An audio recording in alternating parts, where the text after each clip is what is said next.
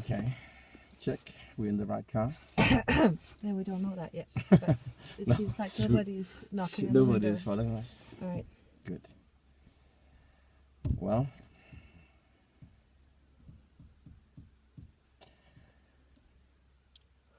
yeah, I'm a little afraid of starting.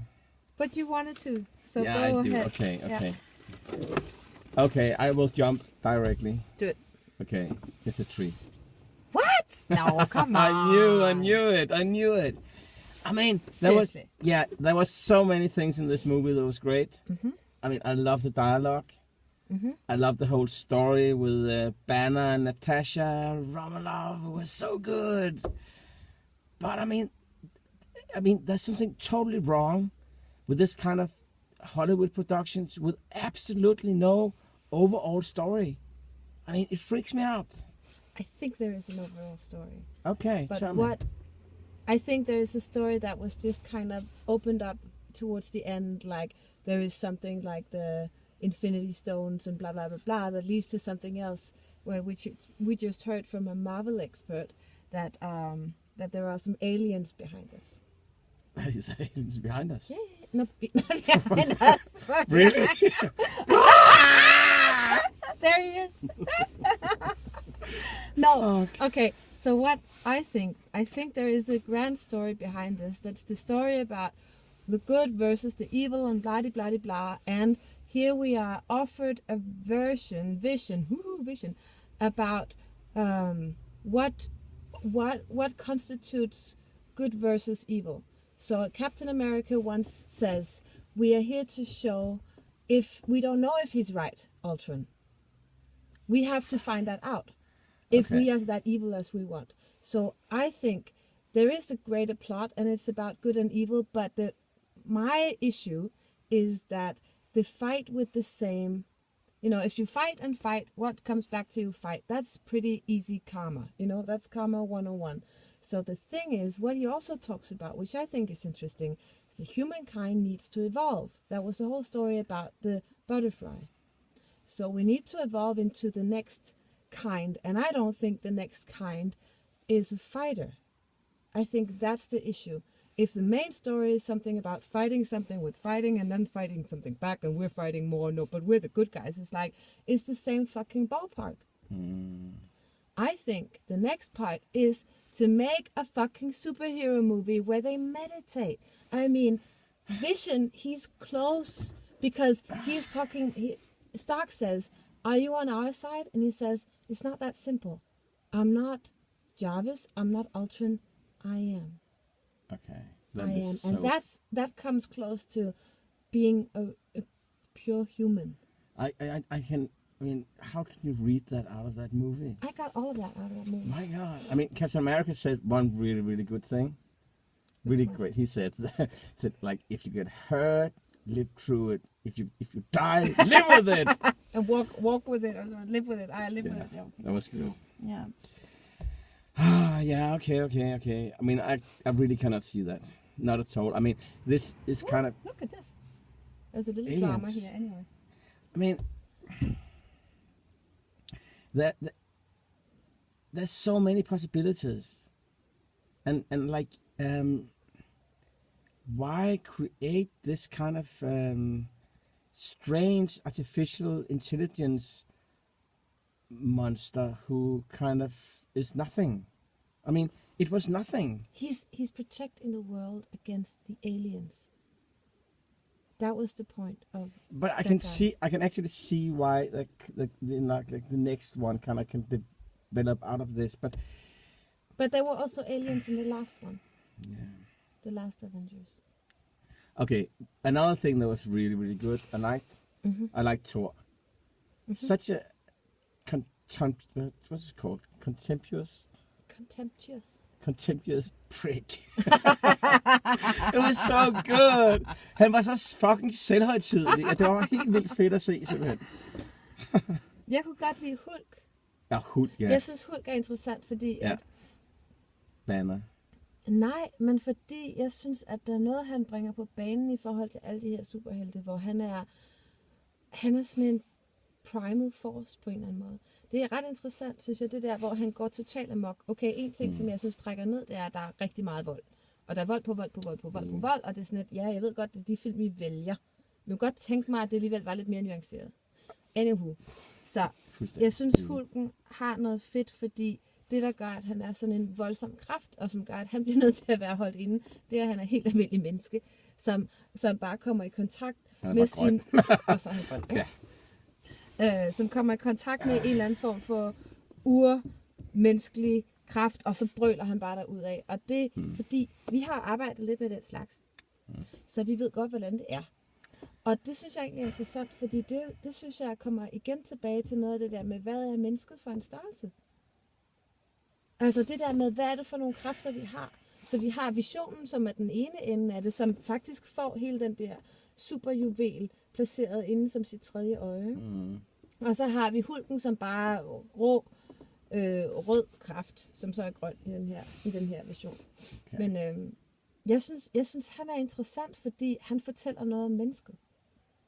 Alle de andre, de fortæller noget om en eller anden historie, de har fået. Det er sådan et hyv, så har jeg et lille billede der, det er synd og sådan noget. Ikke? Men det der med at komme ind til sådan en fuldstændig rå kraft, som både kan være den allermest base og den allermest fine, det synes jeg er interessant. Jeg synes det andet, det er old school, det er alle de historier, vi kender før. Det er derfor, at den ene slås med den anden, og den ene siger, I'm the good guy, den anden siger, jeg er også the good guy. Hvem skal man så tro på? Men altså, Hulken, han kontrollerer sig selv i en forstand i den her. Men han ikke har gjort det i de andre, altså. Fordi han finder kærligheden. Ja, det var så smukt. Ja. Så derfor så ved vi godt, hvad der skal til for, at humankind kan løfte sig til næste level. Og så, bortset fra, det er ikke den lille kærlighed. Undskyld, jeg prøver. Da han tog hendes lille hånd, så var det bare meget, meget lille. Ja, det var så smukt. Ja. Okay. Og Stark, altså, jeg ved ikke helt, hvad jeg skal lede ud af det. Altså, han var i virkeligheden skurken i alt det her. Altså, det var jo virkelig, altså, det går, at man ikke ser 1 million mennesker dø i den her film, selvom at det var resultatet af det. Altså, jeg ved sgu ikke, altså, og han vandrer bare væk. Altså, det er som om, jeg mangler simpelthen, altså den der, altså, det kan godt være, at man kan læse nogle ting ud af den her film, så jeg kan også sige, det er smukt, hvad du siger, og jeg håber det et eller andet sted. Altså, nej, det er jo ikke, altså, det er jo en message to mankind. Jamen, altså, message to mankind i filmen er, nothing lasts, but it's a privilege to walk among you. Ja, vi er skrøbelige væsener. Fordi, og det tænker jeg også, altså, jeg synes også, det er et privilege, altså, at være blandt mennesker. Jeg er også glad for det. Jeg er glad for, at det er det, jeg valgte den her gang. Ja, og også Scarlett Johansson. Ja, at hun også er der. Ja, det var godt. Ja. Fordi, men hun er spoken for. Er hun det? Ja. Nå, hun kan jo blive unspoken for, det gør de jo hele tiden. Ja. Shit. Hvad siger du? Altså, først så tænkte jeg 5. Og så tænkte jeg, ej sgu, fordi... Wow. Nej, jamen, jeg må ikke lige snakke færdig. Jo. Fordi... Jeg synes, den mangler... Jeg synes, der er for meget vold. Altså for meget... Nu er det Avengers... Er det 2 eller 3? Jeg kan ikke huske det. Men 3. Jeg synes, den kører for meget på action, Jackson. Det synes jeg trækker lidt ned. Jeg kan godt se, at det, som de så spejser alt volden op med, det er sådan en kæk dialog. Meget pist, ikke? Hvor det er sådan lidt hvem kan løfte hammeren og sådan noget. Men i det store hele, Hammerman, jeg siger det bare. Ja, og det var det. Nå, i det store hele, der synes jeg faktisk, at den kommer til at gentage sig selv ret meget. Der er ikke så meget... Jeg synes, de historier, som kunne bære den et mere nuanceret sted hen, eller som kunne give den lidt mere harmoni, måske, i forhold til, at det bare er slåskamp efter slåskamp. Jeg synes, det mangler, og det trækker ned. Ja, det er helt enig med dig. Jeg synes ikke, det trækker ned til en 3'er. Altså, husk nu, en 3'er er stadigvæk en film, der er værd at se. Jamen, det er det, du siger. Men jeg siger... Ja. Jeg siger en 5 eller en 4.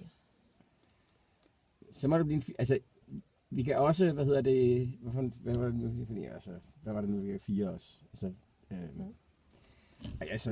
en 4, okay. Jamen, så er jeg også på en 4. Jeg synes... En 4 med en pil nedad. Det vil jeg ikke sige. For mig er det en pil opad, så må det være en clean 4. Det var hård.